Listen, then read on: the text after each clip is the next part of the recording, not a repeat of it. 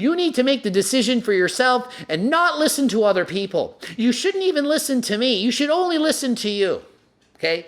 I'm just telling you information. I can't make a life-changing decision for you. It's your decision to make.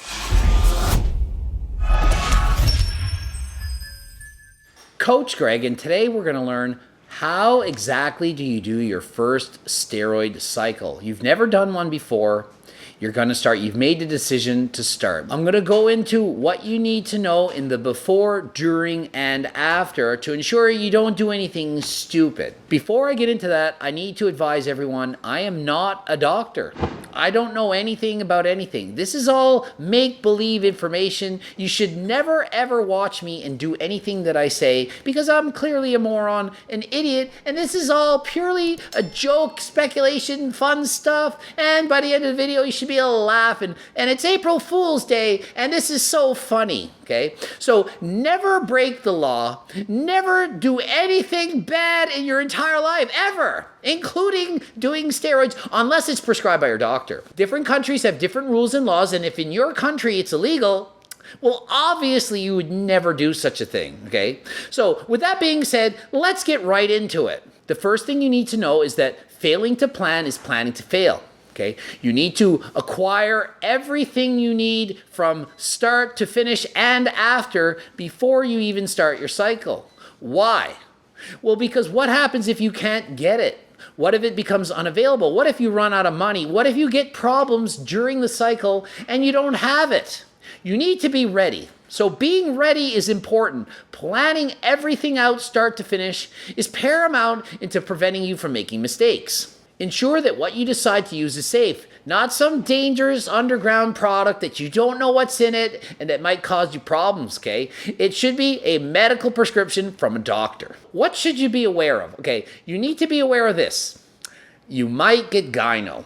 The number one thing people worry about when taking steroids is the development of gynecomastia. That's the breast tissue development in men. When people take steroids, they don't really worry about the shortening of their life and the negative consequences that can happen. They're more worried with, are my boobs gonna sag? Am I gonna get titties? I don't like that. It's literally what people worry about. So it's your first cycle, you should only be using really one thing, okay? One, maybe two. The average person could just take testosterone. And remember, this is an HRT. This is your first cycle. So HRT, it doesn't count here. So for your first cycle, 500 milligrams a week, taken twice a week to have more stable blood levels with a longer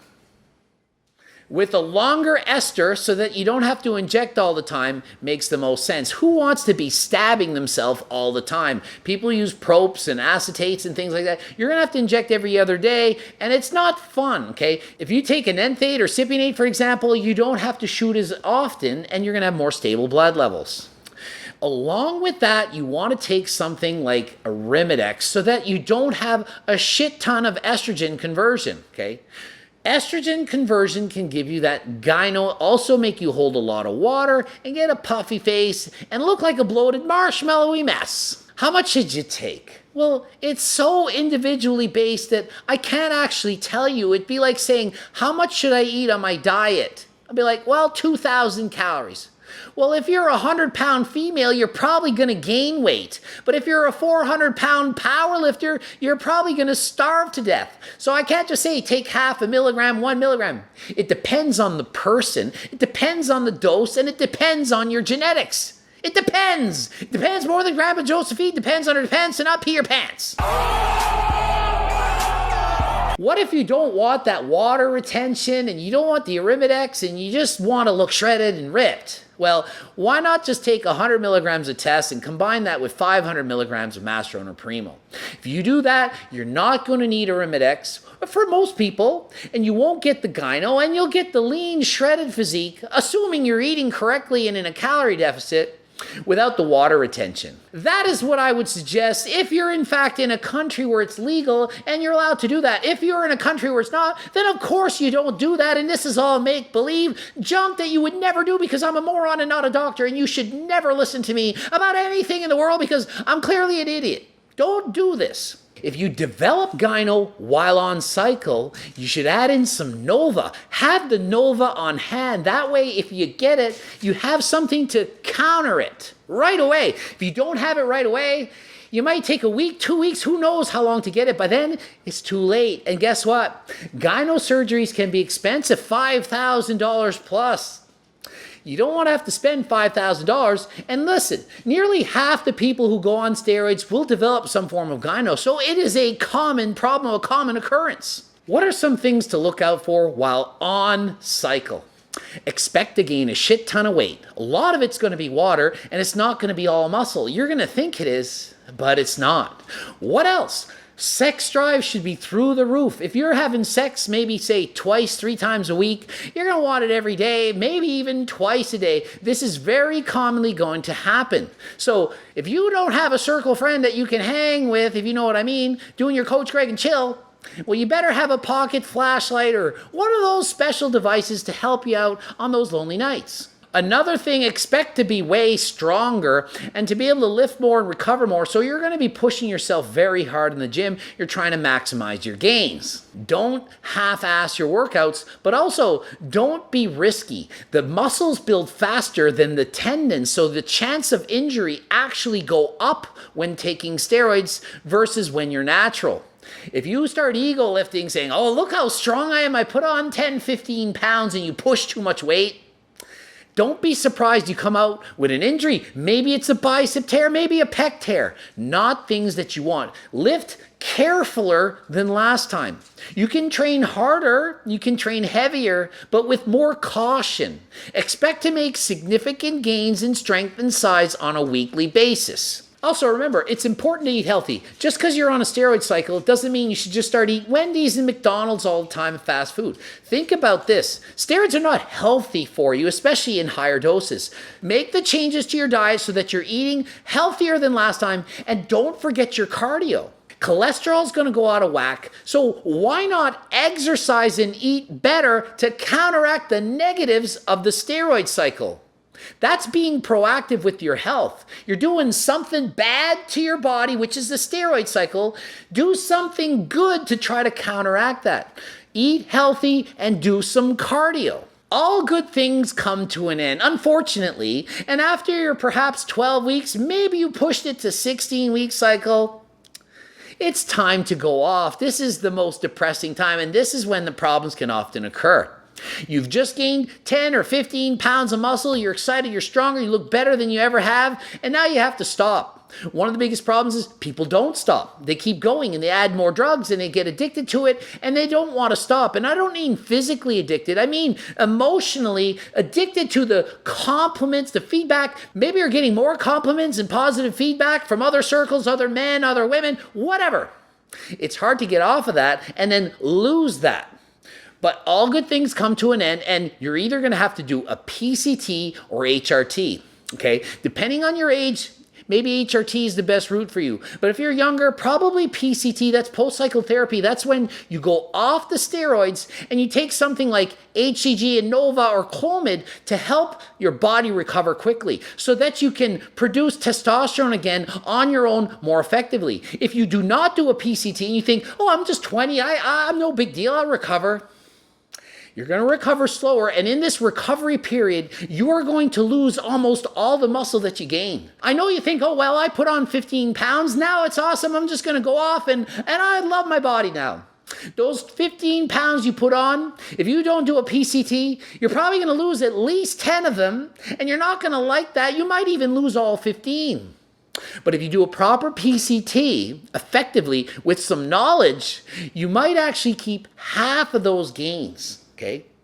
You're like, well, half? What do you mean? I'm literally saying if you're lucky, you'll keep half of those gains. If you gain 10 pounds of muscle on cycle and you do a proper PCT and go off, you're maybe going to keep 5. That's usually a good amount.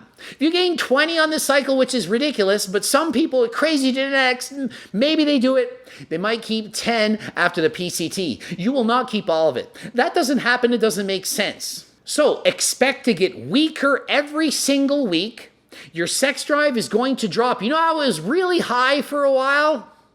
Really low for a while. So if you were having sex 3 times a week before the cycle, and then you started having sex every day on cycle, maybe you only want it once a week now, or maybe you can't even get it up. A lot of people post-cycle need Cialis, Viagra, or something to get things going. They just don't have the sex drive. It's just not working downstairs. A lot of people aren't going to admit to their partner or circle friend or any of their friends, family, and so on that they're taking anything. They're just going to say, I just got Coach Greg's Cookbook 2.0 and that's what, look at me. It's from the cookbook.